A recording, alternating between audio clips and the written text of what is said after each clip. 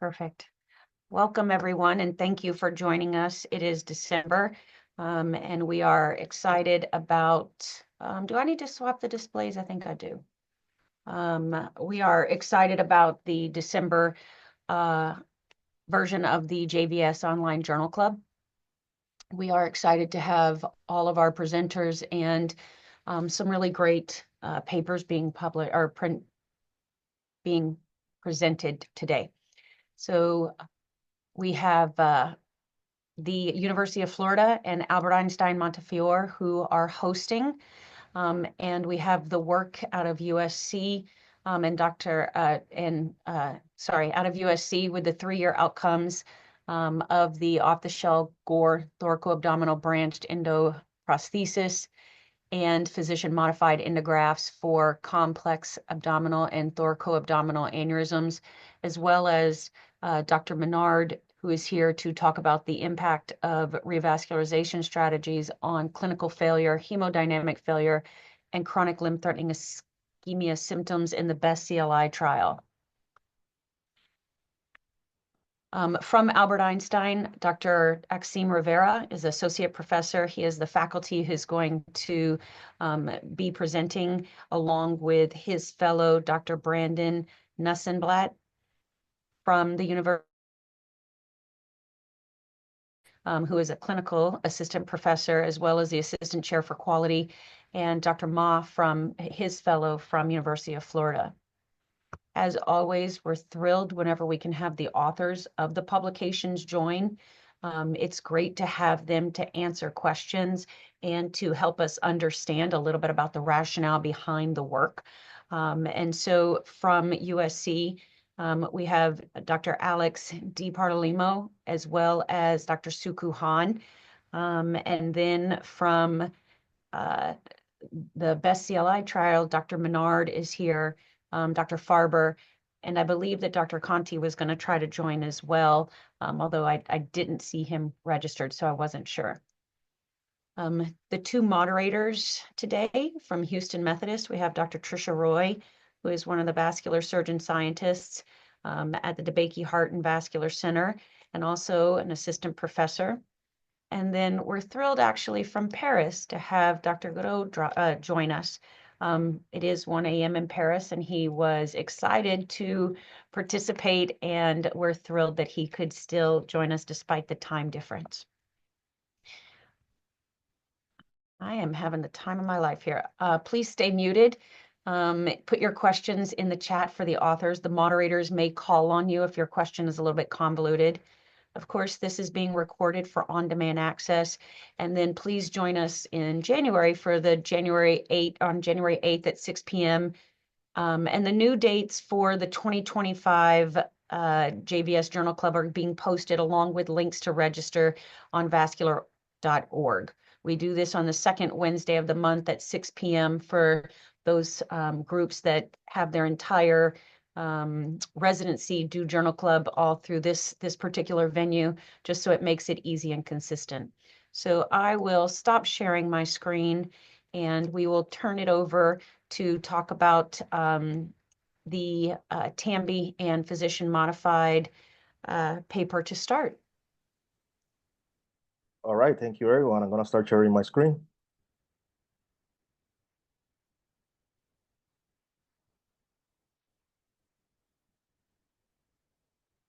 Can everybody see my desktop? Can you hear me?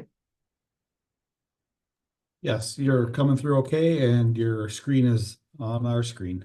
Excellent, excellent. All right. Let's do this real quick. Sorry. All right. First of all, thank you for the opportunity to be here. Thank you, Dr. Humphreys, Dr. Harani, Dr. Goodall. Thank you for being awake to moderate this session at 1 a.m. Straight from Paris. It's an honor and a privilege to be here. My name is Axim Rivera. I'm an associate professor of surgery and cardiothoracic and vascular surgery at the Albert Einstein College of Medicine, associate chief of one of the New York City 12 public hospitals, Jacobi Medical Center, and I'm the site director of the combined residency. No, Eleanor. No. The combined. Sarah, we're gonna ask.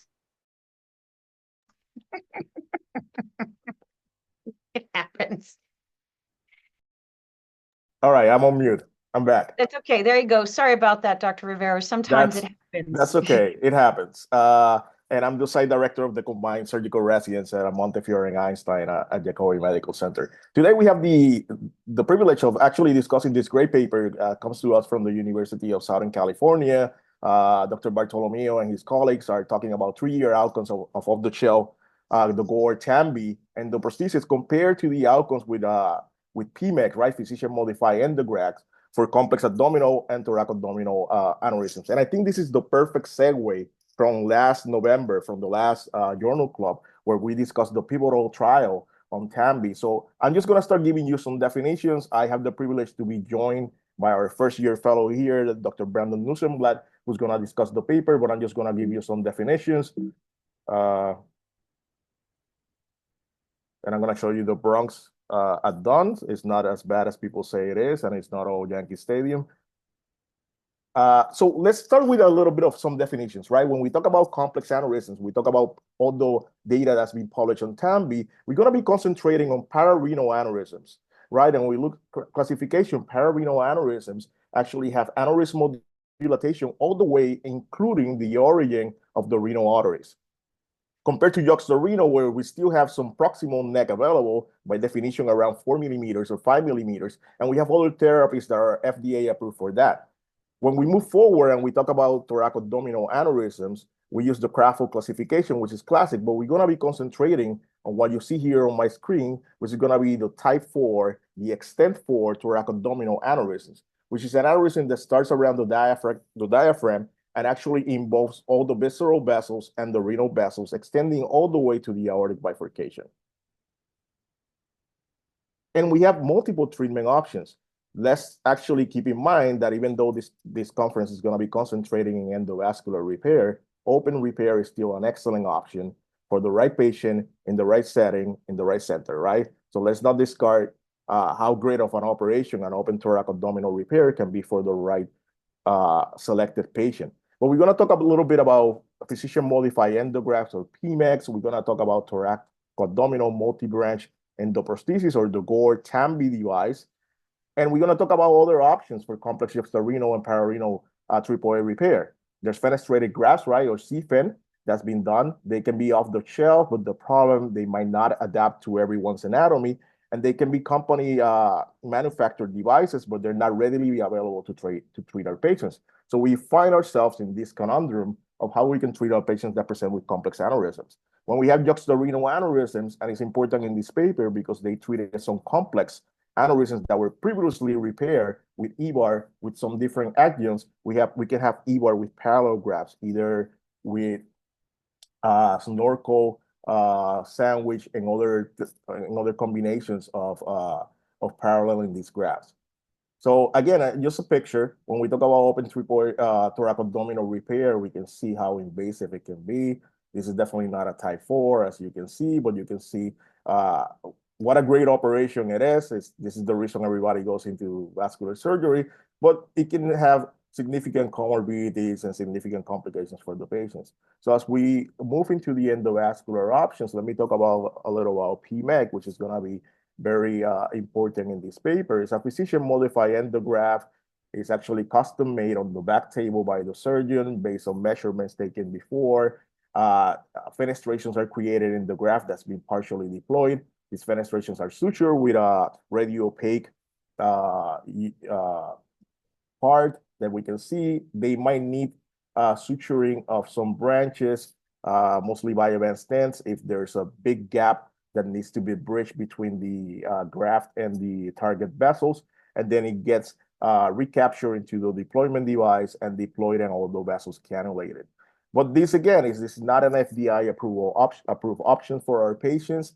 It's something that needs a lot of technique, and it's not readily available off the shelf. When we look at times that it takes, we don't take into account the back table time of constructing these devices. We move to TAMBI. TAMBI is actually FDA approved, and it's what we're going to be concentrating today. It's built on the excluder platform. It has a proximal aortic component. We actually can treat all the way from 22 to 34. It comes in 2 sizes. You do need a 2 centimeter proximal aortic landing zone of normal healthy aorta.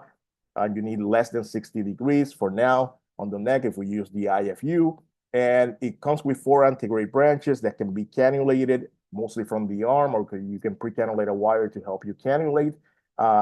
2 of these branches are 8 millimeters, meant to cannulate the visceral vessels, and 2 of the branches that come through the side in an antegrade fashion are 6 millimeters to cannulate the renal vessels. It does require arm access for now to be able to put a 12 French sheath either in the brachial or the axillary in order to cannulate these vessels. They'll be cannulated with a BBX in most of our patients. And here you can see the TAMB device with the 2 frontal branches, the 2 lateral ones. You can see a 3D reconstruction of a CT scan on a type 4 thoracoabdominal aneurysm, and then you can see the depiction on drawing to the right. So when we look at data, there's significant data on PMEC. It's mostly single center of centers that have an IDE, right? Investigational device exemption, but we don't have a lot of follow-up, and again, requires a specific technique, is time consuming. So when we look at time consuming off-the-shelf option, TAMB becomes a real option. Before last month, we didn't have a lot of data available. We had the feasibility study on TAMB, but the pivotal study came down last month, and it's actually published in JVS and presented in the next journal club, where we actually look at 30 days outcomes, disease-related mortality, and we look at technical success. And if you look, 99% technical success, procedure time 315 minutes, but it kept going down as the experience with the device got better. Only 7% adverse events, 100% cannulation on the visceral vessels, 99 on one of the renals, 95. And as expected, 28% of patients require secondary or additional interventions during the procedure. But it demonstrated that in the 30-day length, and it demonstrated on these 102 patients on this multi-center study that the technical success was up to almost close to 100%. So with this, now that we had defined the anatomy, we had defined the therapies that are available, I'm going to let my fellow Dr. Brandon Nussenblatt take over and discuss this wonderful paper by our colleagues in USC. Thank you.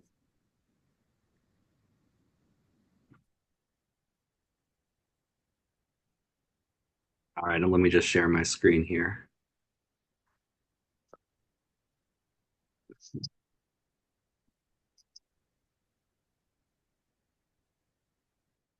All right, can everyone see it? All Looks right. great. All right, thanks so much, Dr. Rivera, for that great introduction, and to everyone for the opportunity to present today. As discussed, I'm going to be talking about the paper 3-year outcomes of off-the-shelf core TAMB and physician-modified endografts for complex abdominal and thoracoabdominal aortic aneurysms. This article obviously was published in JVS a couple months ago, and in the print this month. It was a retrospective, non-randomized double-arm study out of USC with the main aim to compare the results of TAMB and PMEGs with an emphasis on technical success, major adverse events, branch instability, and reintervention during follow-up.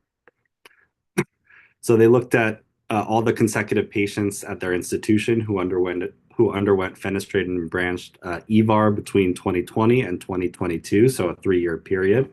All of the patients were evaluated for TAMB first, and if they did not meet criteria for the pivotal trial or a compassionate use exemption, they were offered enrollment in the physician-sponsored IDE for a PMEG.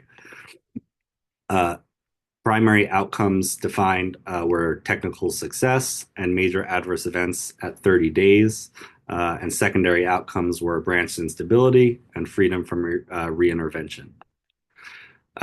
So they had 12 patients who underwent TAMB during the 3-year period, and 56 patients who underwent PMEG.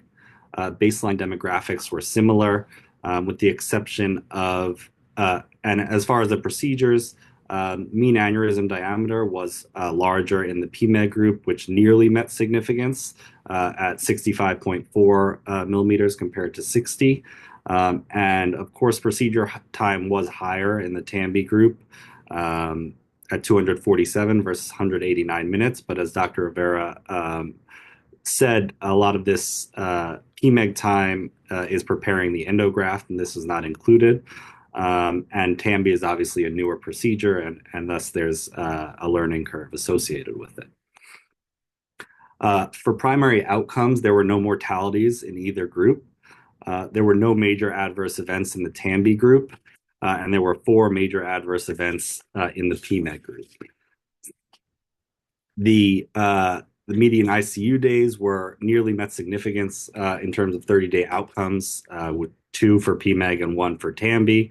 And median hospital stay was the same, was not significantly different. In terms of midterm outcomes, the estimated 3-year survival was 100% for the TAMBI group, as seen here in this Kaplan-Meier curve, and 77% in the PMEG group.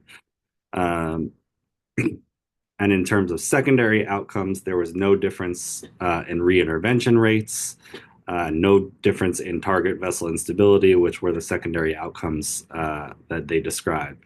In terms of what the reinterventions were, often for both procedures, there were branch stenoses or kinking or occlusion of the branches that required reintervention. In the PMEG group, there were occluded iliac limbs and target vessels, as well as various other complications and reinterventions. Of note, the endoleak rate was similar between the 2 groups, with type 2 endoleak being the most common, as we'd expect. Freedom from reintervention, 56% in the TAMBI group and 62% in the PMEG group, and freedom from branch instability, 89% in both groups, as seen in these Kaplan-Meier curves. So what is this, what can we glean from this study? There were a slightly higher technical failure rate in the PMEG group, which was likely related to difficult target vessel anatomy, which excluded them from TAMBI in the first place. The PMEG group was more diverse and had more challenging aortic anatomy, including post-dissection aortas, previous EVARs, and diseased or aberrant target vessels. Prior reports estimated the overall anatomic applicability of TAMBI to around 30%, but the data in this study puts that a little bit lower at 17.6%. However, of course, off-label use was not permitted in this study and may be appropriate in select cases. In terms of limitations, there was a selection bias secondary to the reliance on the stringent acceptance criteria in the pivotal trial. And because of this, it's likely that patients with more favorable anatomy did receive a TAMBI as opposed to the PMEG. And the institutional experience at USC was quite vast, as they had performed over 100 PMEGs prior to the study, which likely led to a shorter learning curve for TAMBI. And thus, these results may not be completely generalizable for the entire vascular community. So in conclusion, the authors did not find any significant difference in technical success between TAMBI and PMEG. 3-year outcomes were similar, with high reintervention rates in both groups. And of course, more data is needed as TAMBI gains popularity and is adapted to assess the durability of the TAMBI device and PMEG. So thank you, everyone. I appreciate the opportunity to present. I'm happy to take any questions.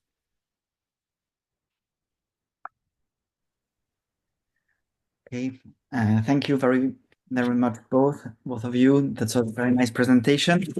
So I really appreciate the opportunity to start the discussion. Thank you. We are diving into the world of complex thoracoabdominal aneurysm repair. So very interesting. Before starting on the question on the chat, Jack, just maybe can you comment a bit on the reintervention rates, because we are accumulating evidence on the security of TAMBI, but also on your experiments on PMEG. But we noticed that we have high reintervention rates. Can there is not so much details in your paper about that. So can you give us a bit more information?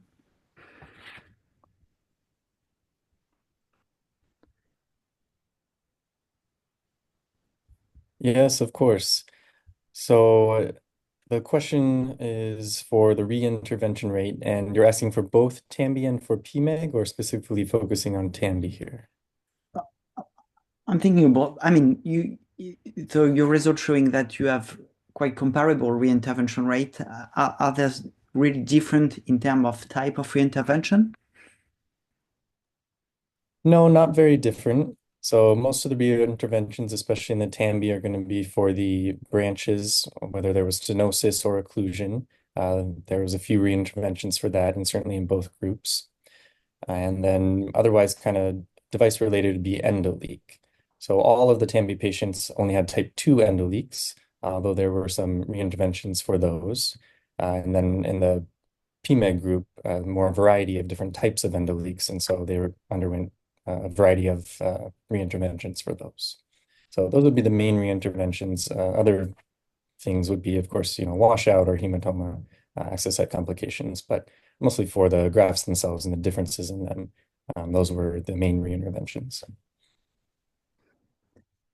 Okay, and of course, thank you. You notice like there is an important risk of bias with the inclusion that because people selected for PMEG were people unable to receive like the TAMBI. So, I mean, would you say that were there some other criteria except for the favorable anatomy that could lead to maybe for after the study, like choosing more wisely which patient for which type of surgery?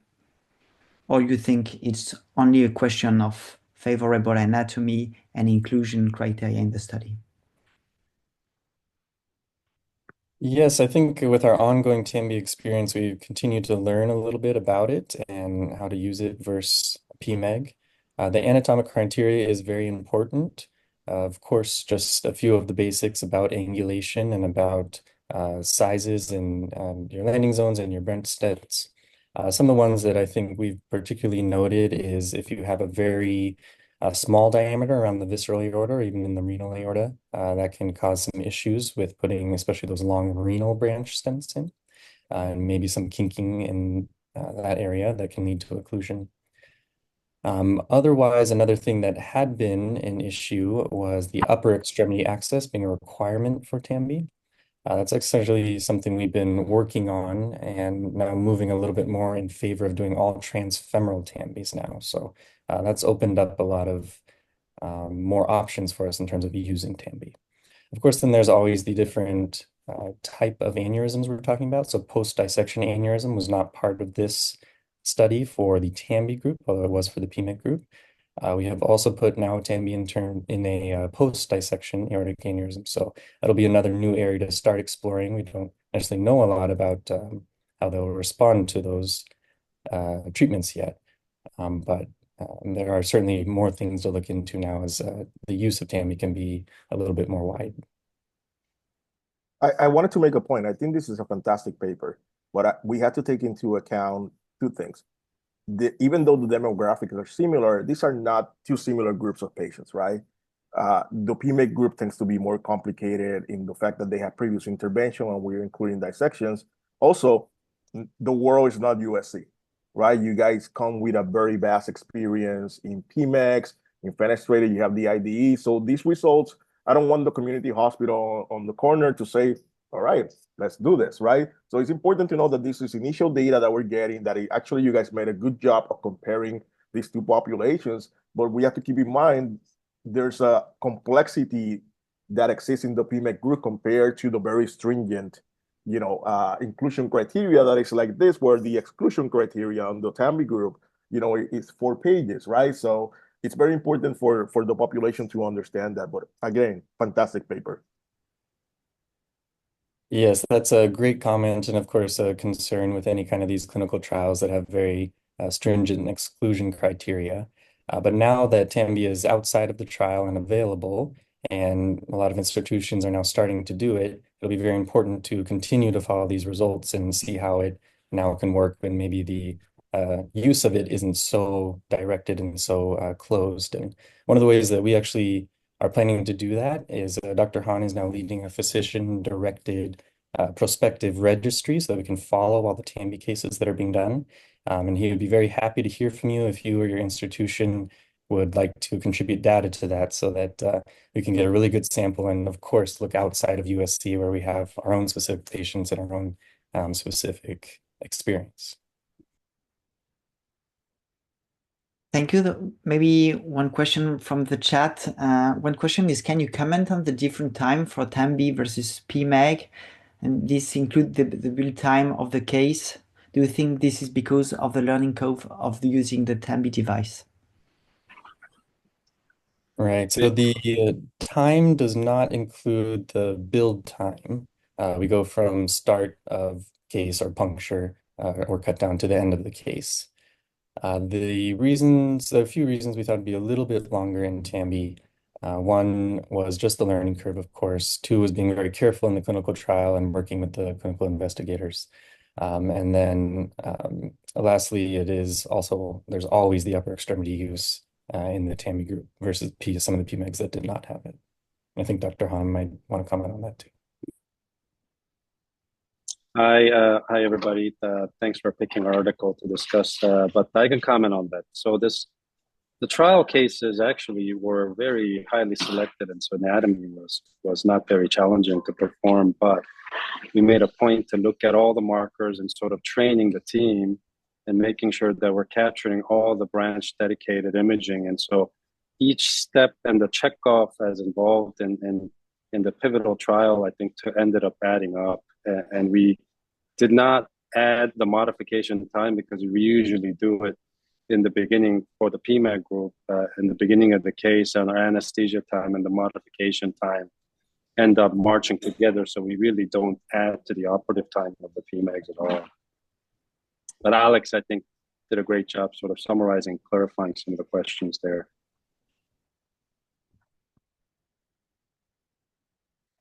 Thank you for the comment and the response.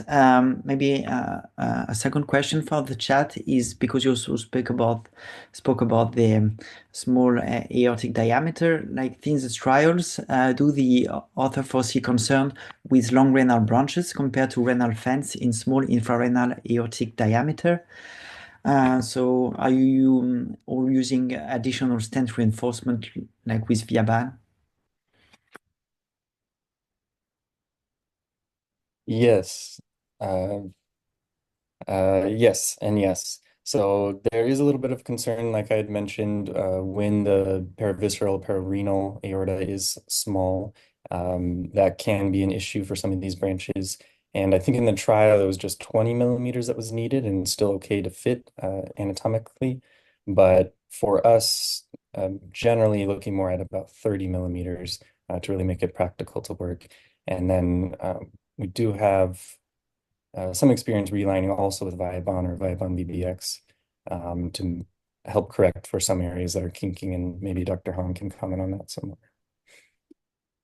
Yeah, I mean, I think that all the trial TAMBI system, so to speak, was pretty uniform in using VBXs as the only dedicated branch components.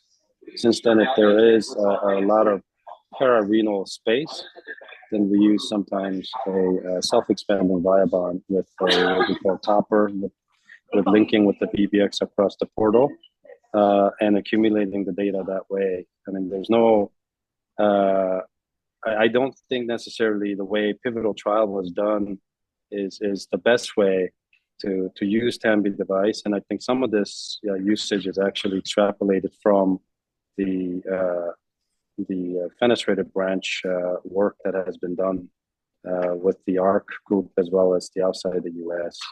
And so we're applying sort of the same similar principles using this device. And really, this also highlights the importance of keeping the data and collecting different usage practice pattern and then the follow-up data.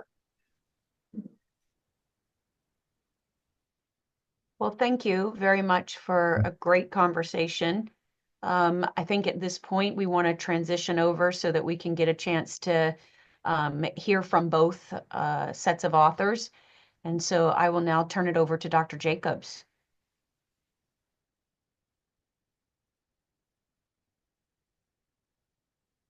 Thank you. I'm going to pull up my slides here.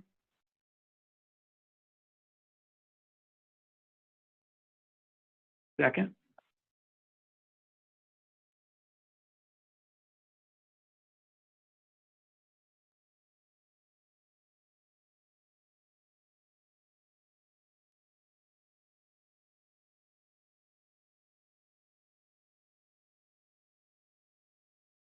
That look right to everybody? That looks perfect. Great. Thank you for the opportunity for the University of Florida. We're really honored to participate and be involved. I'm Benjamin Jacobs. I'm one of the vascular surgeons here at Florida, and joining me tonight is one of our fellows, Dr. Mei-Shi Ma. We're going to present this really nice article, The Impact of Revascularization Strategy on Clinical Failure, Hemodynamic Failure, and Chronic Limb-Threatening Ischemia in the BEST CLTI trial. We all, kind of know, but just a little bit of background about peripheral arterial disease. So when we're talking about PAD, we're talking about atherosclerotic occlusive disease of the lower extremities, disease that is atherosclerotic in etiology. Those plaques that build up over time and then reduce the flow of oxygenated blood to the tissues of the lower extremities. It's a little hard to get a clear picture, incidence and prevalence of PAD, but it's estimated to be around 200 million people worldwide with peripheral arterial disease, and probably about 10% of that number have chronic limb-threatening ischemia. And the distinction here is a really important one. And so when we talk about peripheral arterial disease, we think about it in sort of two big categories. We have patients with claudication, which is to say walking pain, and then those patients with chronic limb-threatening ischemia. Chronic limb-threatening ischemia usually presents as rest pain, which is constant, unremitting pain in the foot, or as tissue loss, which would be ulceration, gangrene, and tissue breakdown. And so when we have reached the stage of chronic limb-threatening ischemia, the arterial perfusion of oxygenated blood has now become so poor that the tissue of the extremities is no longer able to sort of keep itself alive. Another important sort of thing to remember is that the vast majority of patients with claudication or walking pain, if medically optimized, will never progress to chronic limb-threatening ischemia, though those who do experience a disease with devastating effects on quality of life, and with a 5-year survival for chronic limb-threatening ischemia that is worse than most cancers. So this is a really important disease process to understand and to learn more about. This is the definition of chronic limb-threatening ischemia, the way that it was defined for the paper that we're talking about tonight, which is the BEST CLI trial.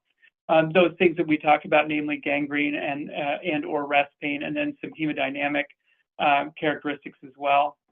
But when we think about treatment strategies for PAD, there are the things that sort of everybody gets, which is exercise, smoking cessation, which is of primary importance, and then medical optimization, which should in everybody include aspirin, statin. In many patients is going to include blood pressure control and potentially rivaroxaban.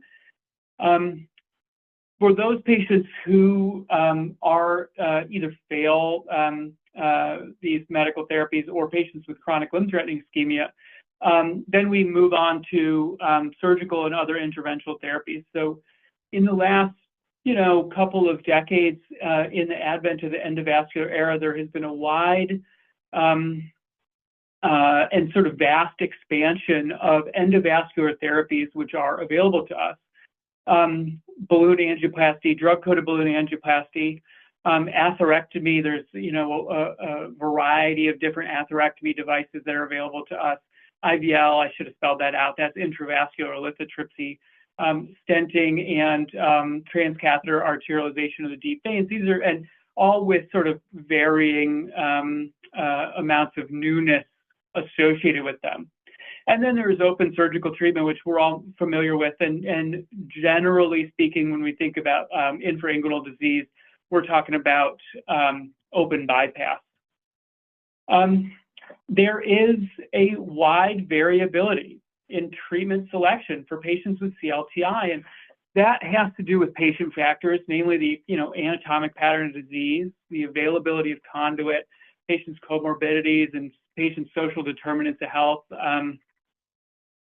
There are a variety of provider factors as well, and I think those provider factors are illustrated really well by this really nice graphic from Dr. Farber's one of Dr. Farber's papers that shows the variation in treatment choice within the Vascular Quality Initiative. And those provider factors can be training, experience, skill set, or practice setting that all help us determine kind of whether we're going to choose endovascular therapy or surgical intervention. Naturally, one strong reason for that anatomic variation is the limited data that we've had on which we can sort of concretely make that decision. The trial that you see here, this was a Basel trial, which is now a few years old, was before Best CLI, the only other sort of randomized controlled trial of endovascular versus open intervention.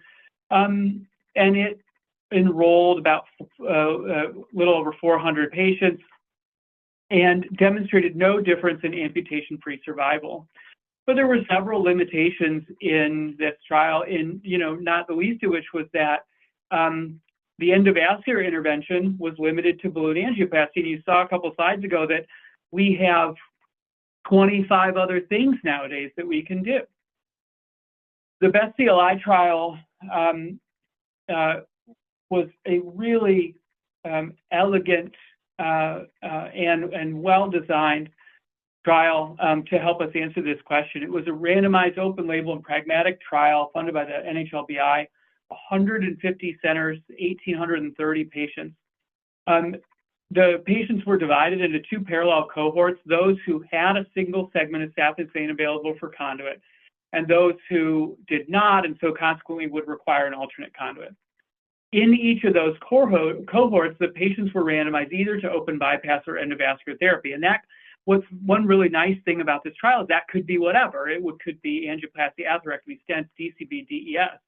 And so it was, from that perspective, a pragmatic trial that gave us a very good idea of the practice of endovascular therapy today, with major, the endpoints of this trial, major adverse limb events and major adverse cardiac events.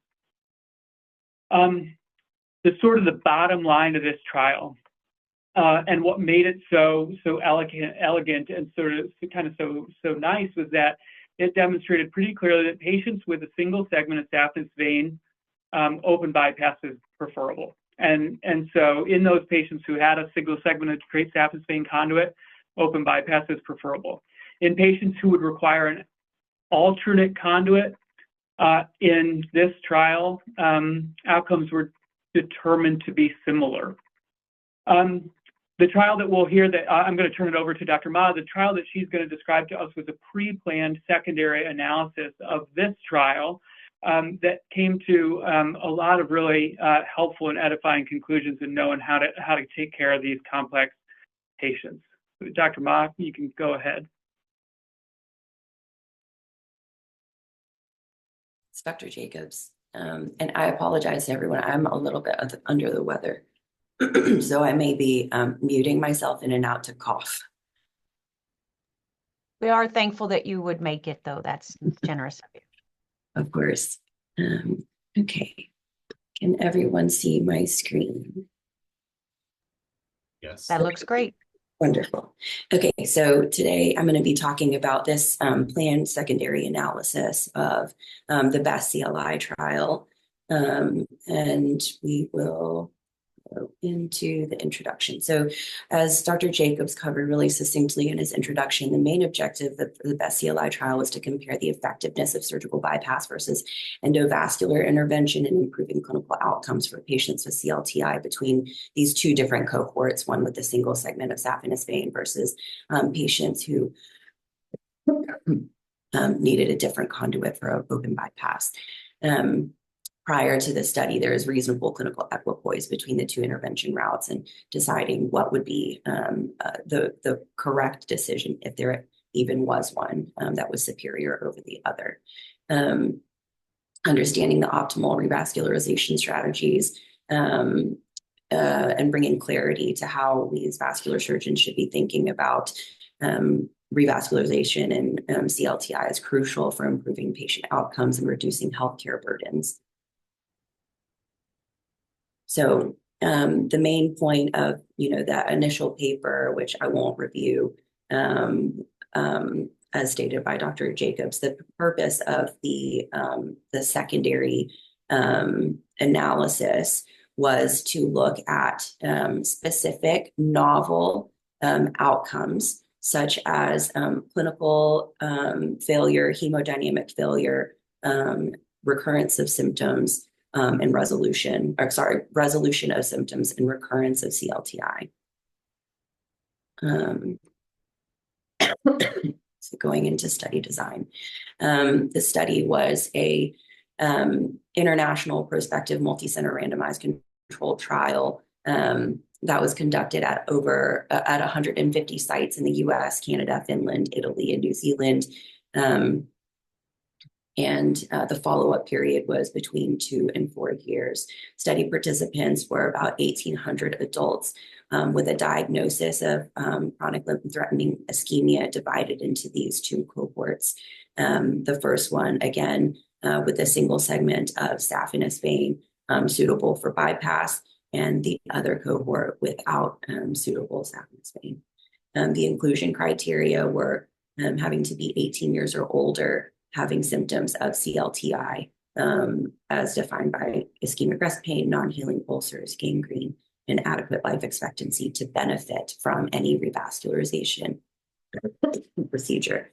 The exclusion criteria is high surgical risk, as determined by the American Heart Association or Cardiology Association, or by the investigator. Or patients who are unsuitable for both revascularization approaches and with a life expectancy of less than a year for non-vascular reasons. So looking at the methods of this study, again, this study was a planned secondary analysis that examined 4 novel outcome measures for CLTI, including clinical failure. Clinical failure was defined as a composite outcome of all-cause death above ankle amputation, major reintervention, and a degradation of the wound ischemia and foot infection stage. This is similar to the primary outcome of the BEST CLI trial. Next is hemodynamic failure, which is defined as a composite of above ankle amputation, any reintervention to maintain limb patency, failure to increase the ABI by 0.15 or TBI by 0.1 post-procedure, or a subsequent decrease in the ABI of 0.15 or TBI by 0.1 compared with 30-day post-procedural ABIs.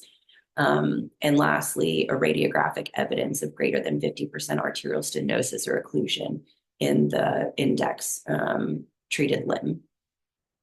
Time to resolution of CLTI symptoms was defined as resolution of presenting CLTI, represents the first time point at which the patient had resolved initial rest pain, healed, they're presenting tissue loss or both.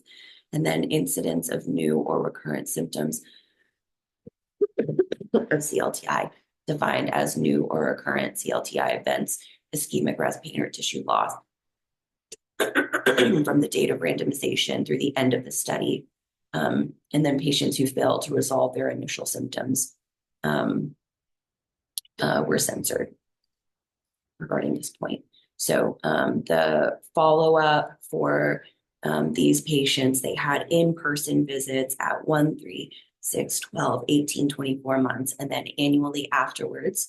And then the analyses that were performed were a time to event analyses performed by an intention to treat assignment in both cohorts 1 and 2, and then a multivariate stratified Cox regression model to identify independent predictors of each of these outcomes. These were the variables that were evaluated for association or as predictive of being associated with the 4 outcomes that I discussed. So looking at the results, this is the table 1, looking at clinical failure and component events for cohorts 1 and 2.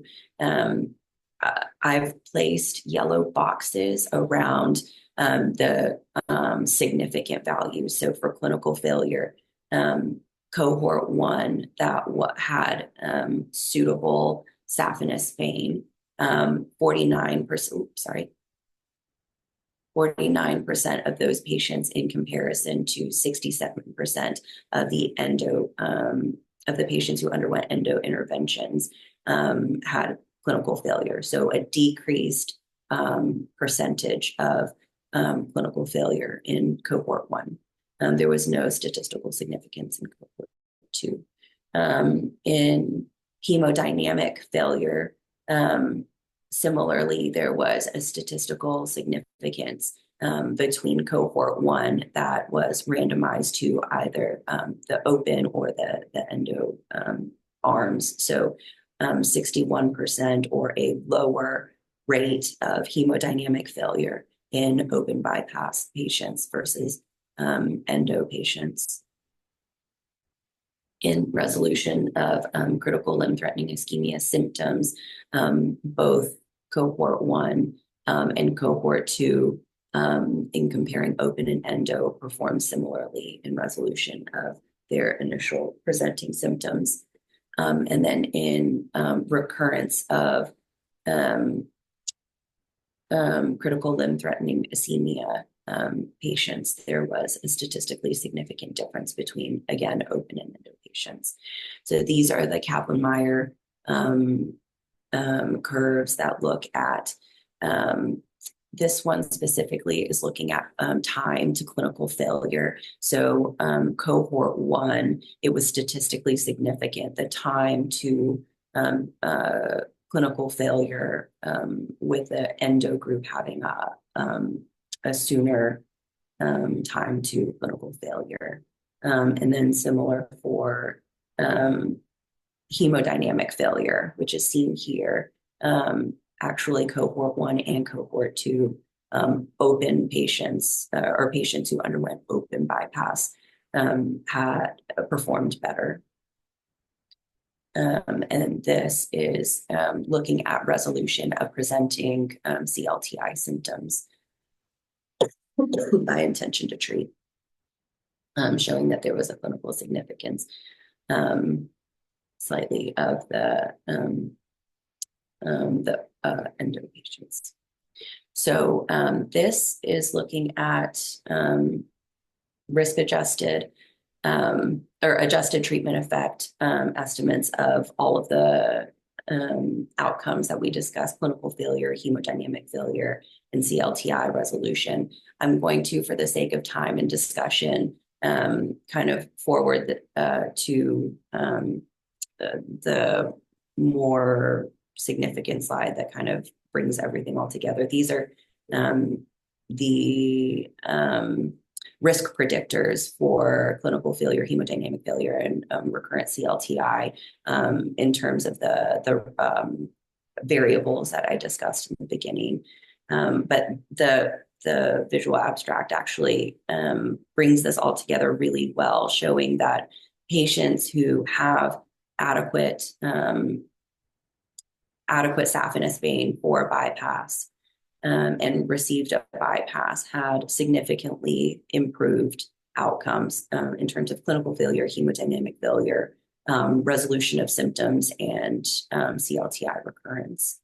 So talking about conclusions and limitations of this study, it's really unknown what the impact is of adherence to medical therapy amongst all of these patients, as well as their follow-up within the trial, the lack of power for this planned analysis of the novel endpoints, which increases the study for type 2 error, lack of standardized protocols for reintervention, for follow-up surveillance, subjective judgment of wounds for the Wi-Fi status, as it was not confirmed with pictures, lack of standards for defining and tracking patency following endovascular treatment, which precluded this from being included as the novel endpoint, and lack of validation of these outcome measures.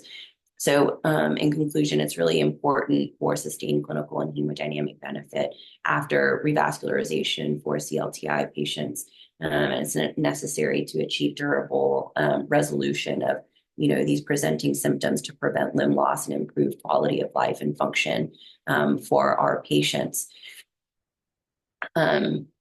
And the results of this study can really guide informed decision-making for patients and providers, and can provide some clarity to downstream effects of the treatment efforts that we have as surgeons. Additionally, this secondary analysis provides an exploratory foundation for better understanding treatment failure and these novel outcome measures.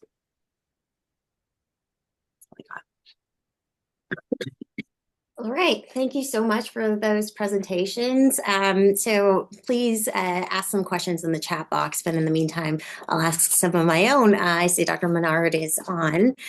One of the questions that we have when we're looking at this is that you see the Kaplan-Meier curves really separate very early. We know that the technical failure rates for the endovascular treatment was higher, 15 to 20%. And then a lot of those patients ended up with secondary bypass. I've seen recent presentations of yours which show that secondary bypass have worse failure than if you do primary bypass. So how much of this is really driven by those immediate technical failures? And if we can identify that, do you think that if we choose the right patients for the endovascular treatments, that they'd have better outcomes overall in the long term? And it's, that is the primary failure there.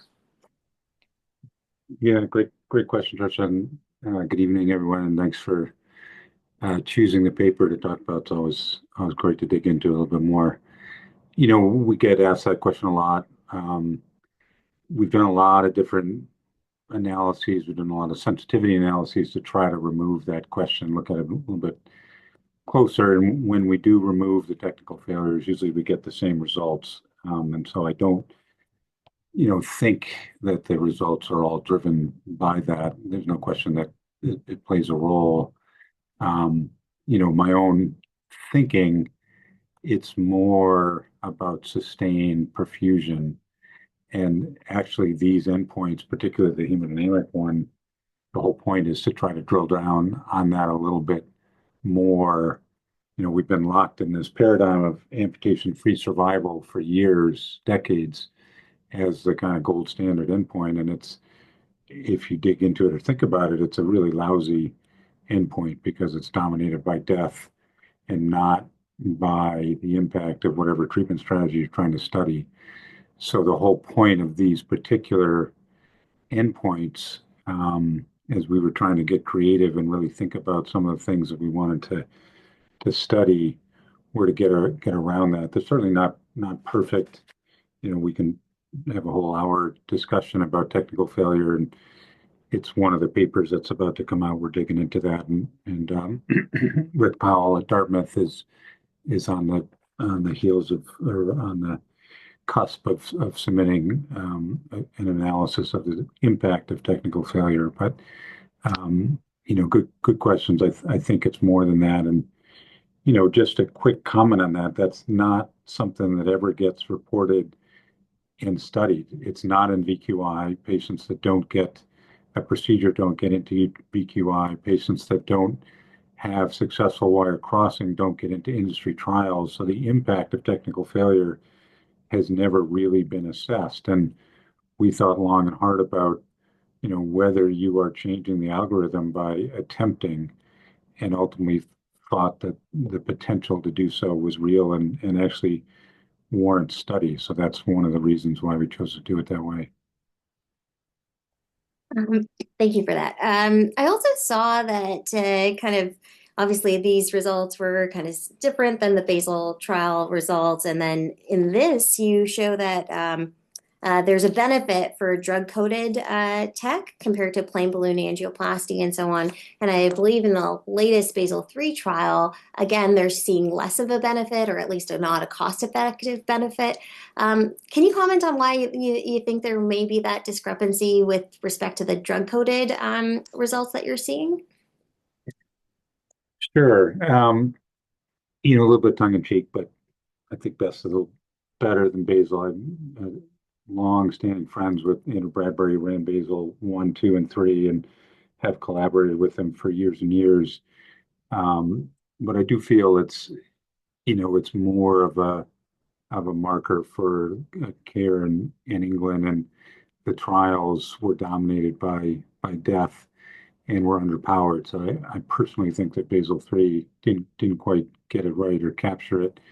There's a lot of data to support drug elution. The SweetPad 1 and 2 are about to come out, hopefully in Charing Cross in the spring. Big Swedish randomized registry trials that are looking specifically at drug elution, one for claudicants and one for CLTI patients. So hopefully, and those are big trials, I think over 2,000 patients in each.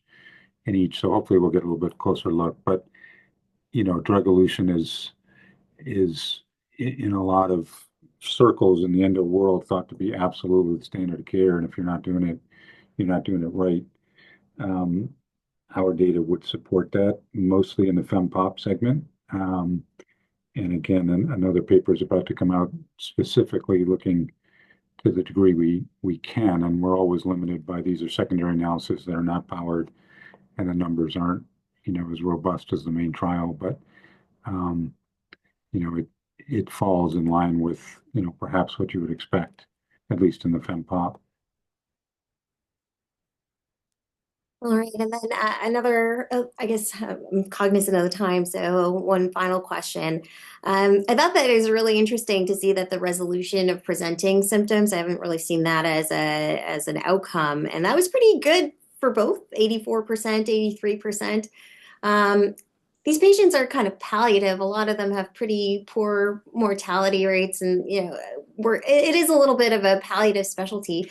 Is this the most important outcome in the end? Yeah, no, good question again. These are hopefully thought-provoking endpoints and need a lot more work. MAIL was designed to study the efficacy of new technology, new endo technology, and it needs revising. We need a kind of a MAIL 2.0, and all of these endpoints kind of bear further thought. I personally do think, the ability to resolve the symptoms and the prevention of recurrence are critically important, and it really is an equivalent to cancer, and it's sustained perfusion over time. And I personally believe that's why open is a bit better. Just for whatever reason, it seems to do that a little bit better. So we have an enormous amount of data. So first of all, kudos to everyone listening who's part of any center that took part in the trial. This was an enormous effort, and Misty at her site and so many sites, really drove the entire trial. USC, the authors of the first paper, were the absolute top enrollers. They enrolled over 70 patients, but we have data on every wound of every patient. So 1,830 stories of kind of a CLTI journey, and every patients different. And so we're digging into that and a lot more to do, but hopefully we can, start chipping away at, your own work as well in understanding what's different between different patients. And, I personally do think those are critically important and, need more work. Long-term freedom from, there's all sorts of new endpoints, sort of hospital-free, quality of life, rich endpoints that really tell the story maybe a bit more than the crude ones that we've been using for years. All of those excellent points, especially as Medicare and the other payers are looking to define what a quote value is, and how we define what our specialty can do that's unique compared to others, and the value that we bring when you get one durable procedure with better, not just MACE, like you said, but life for the patients. So, all right, we are up against the clock. I really, really appreciate everybody participating tonight. This was great. Just, for everyone's information, it was actually a record-breaking audience in terms of number of participants and people that registered for this. So thank you to everybody that was involved.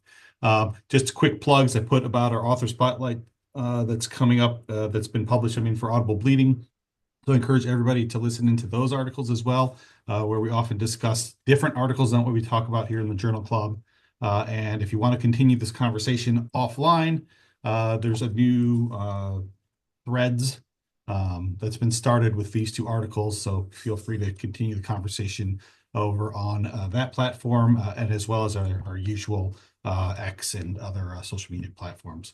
So again, thank you, everybody. Excellent conversation. And we'll see you all January 8th. We'll update the website for all of 2025 as well. So please stay tuned to social media and our website for all that information.